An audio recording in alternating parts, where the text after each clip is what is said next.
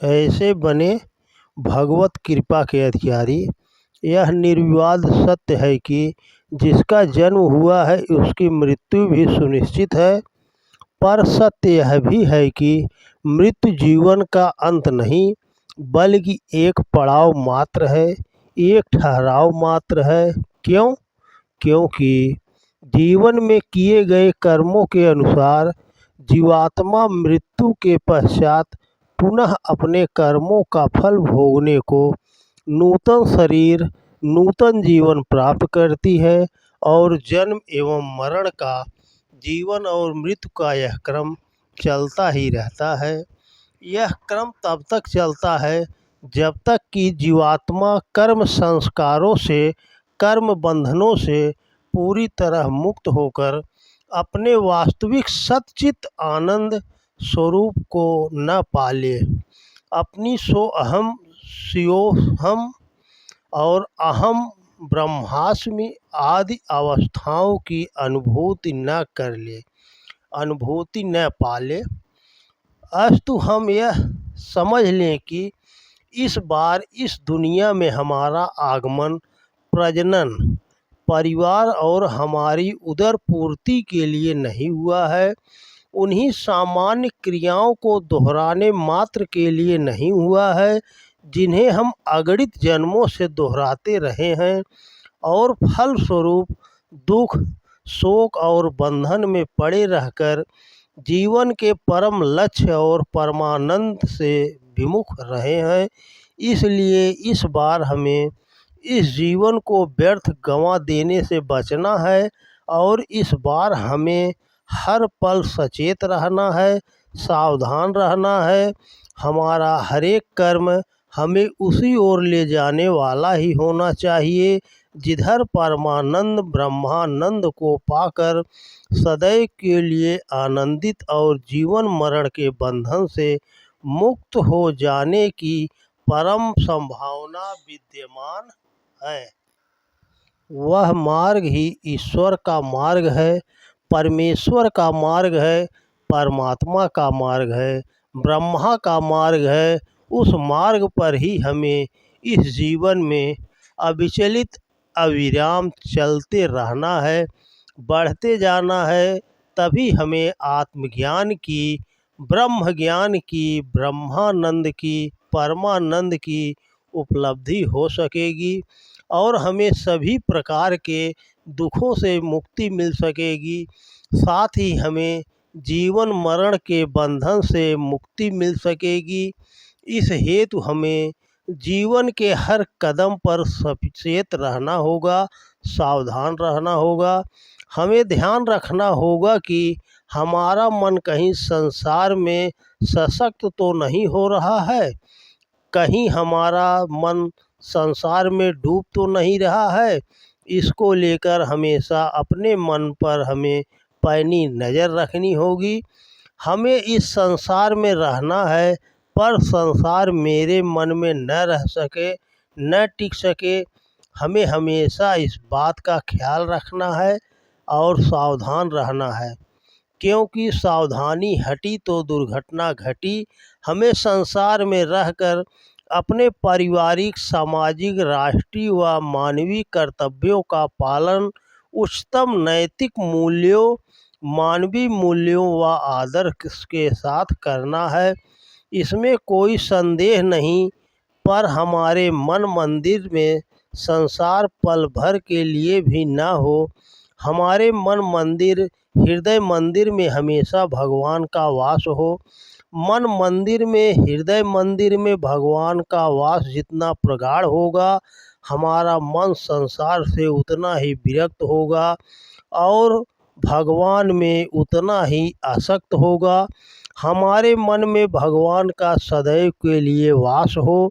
इस हेतु हमें नियमित रूप से भगवत ध्यान, शास्त्रों व शास्त्र साहित्य का स्वाध्याय, सात्विक आहार विहार, जीवन में शुचिता, पवित्रता आदि का अभ्यास करते रहना होगा। जैसे रंग मंच पर किसी नाटक में किसी पात्र की चरित्र की भूमिका निभा रहा व्यक्ति यह भली भांति जानता है कि वह जो कुछ भी कर रहा है वह नाटक का हिस्सा है, इसलिए वह उस नाटक में स्वयं के द्वारा खेली जा रही भूमिका के प्रति आसक्त नहीं होता। वह तो नाटककार के कहे अनुसार अपनी भूमिका निभाता जाता है। नाटककार के कहे अनुसार, लिखे अनुसार वह अपनी भूमिका का निर्वाह भर करता है। उसी प्रकार हमें जीवन में पारिवारिक सामाजिक व्यवहार करते हुए यह भली भांति स्मरण रखना है कि यह संसार एक रंगमंच है और प्रभु ही इस संसार रूपी रंगमंच के रचनाकार सूत्रधार हैं। हमें तो बस इस संसार में रहते हुए अपने कर्तव्यों का पालन भर करना है, पर हमारा असली लक्ष्य, वास्तविक लक्ष्य प्रभु को पाना है, प्रभु का कृपा पात्र बनना है। इसलिए हमारा पूरा जोर अपने वास्तविक लक्ष्य की पूर्ति पर ही होना चाहिए।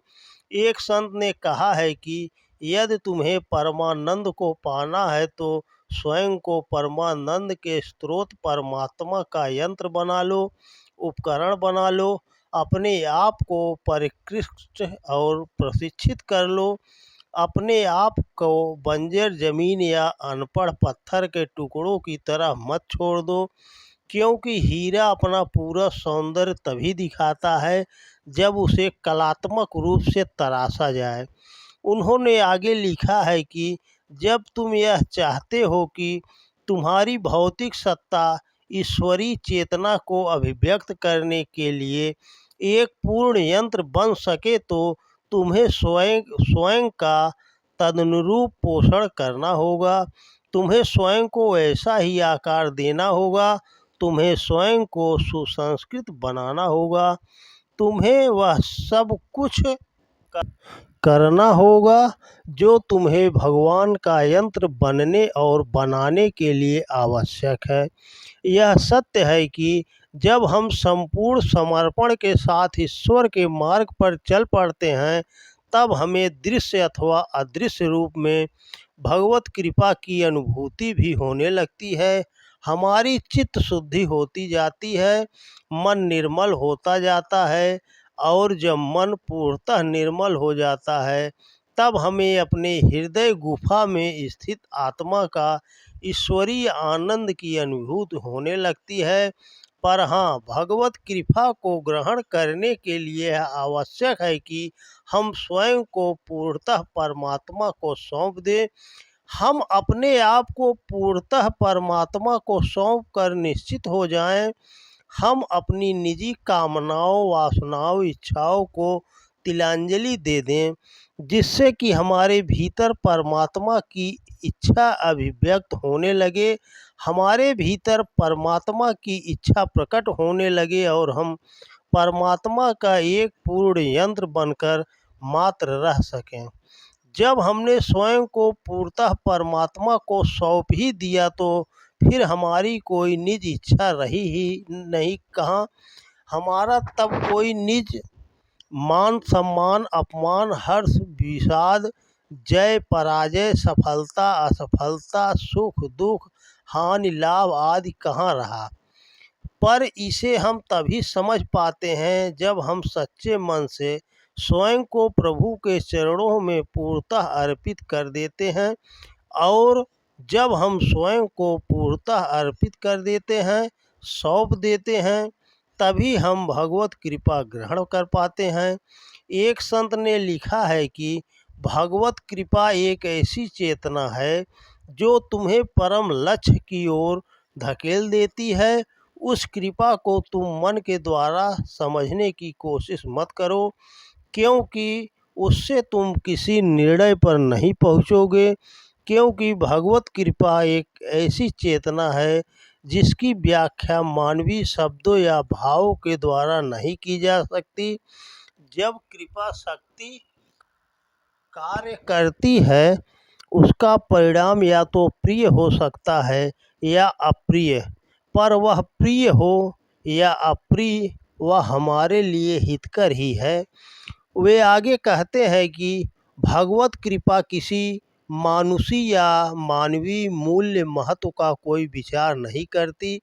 ऐसा भी हो सकता है कि मनुष्य की सामान्य और ऊपरी दृष्टि से उसका परिणाम संहारकारी हो, परंतु वह व्यक्ति के लिए सर्वदा ही सर्वोत्तम होता है। वह भगवान की ओर से आती है, जिससे कि मनुष्य छलांग भरते हुए प्रगति पथ पर, आनंद पथ पर, भगवत पथ पर अग्रसर हो सके। कृपा वह भावना है जो तुम्हें तीव्र गति से सिद्ध की ओर, परमानंद की ओर ले जाती है।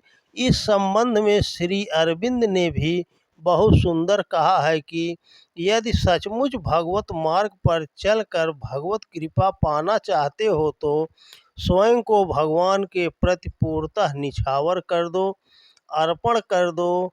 इस संसार को भगवान की नाट्यशाला मानो, तुम अभिनेता का मुखौटा बनो और फिर उन्हें ही भगवान को भी अपने द्वारा अभिनय करने दो।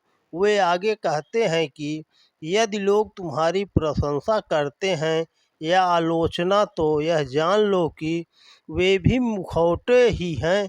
केवल अंतः स्थित भगवान को ही अपना एकमात्र आलोचक और दर्शक मानो।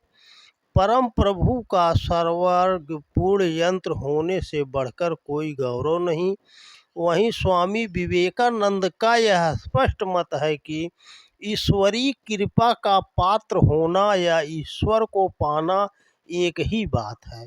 महत्वपूर्ण यह है कि ईश्वर के प्रति प्रेम निष्कपट होना चाहिए, क्योंकि ईश्वर की खोज का आरंभ, मध्य और अंत प्रेम में होता है।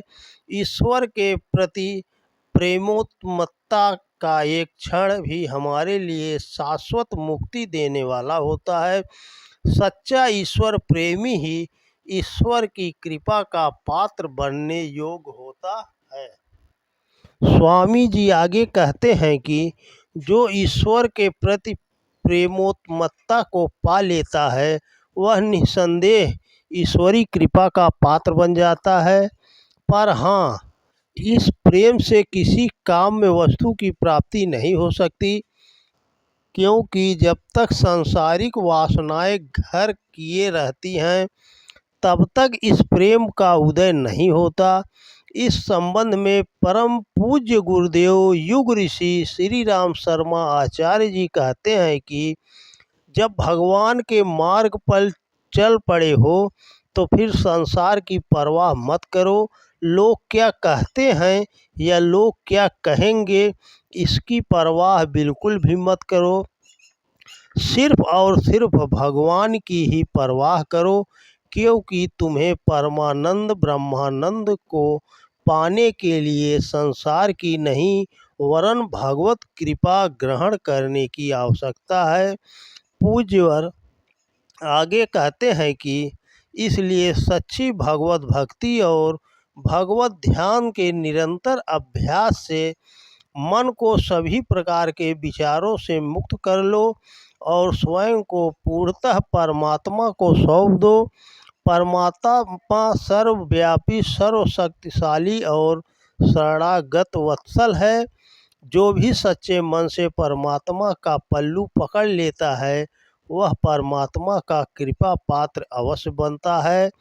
अस्तु यह स्पष्ट है कि यदि हमें जीवन मरण के बंधन से मुक्त होकर सभी प्रकार के दुखों से मुक्त होना है और परमात्मा के रूप में परमानंद को पाना है, तो जरूरी है कि हम भी सच्चे मन से परमात्मा के मार्ग पर चल पड़े, क्योंकि परमात्मा के मार्ग पर चलने से ही हमें परमात्मा की कृपा प्राप्त हो सकेगी और परमात्मा की कृपा से हमें वह सब कुछ प्राप्त हो सकेगा जिसके लिए हमारी आत्मा जन्म जन्मांतरों से प्यासी है।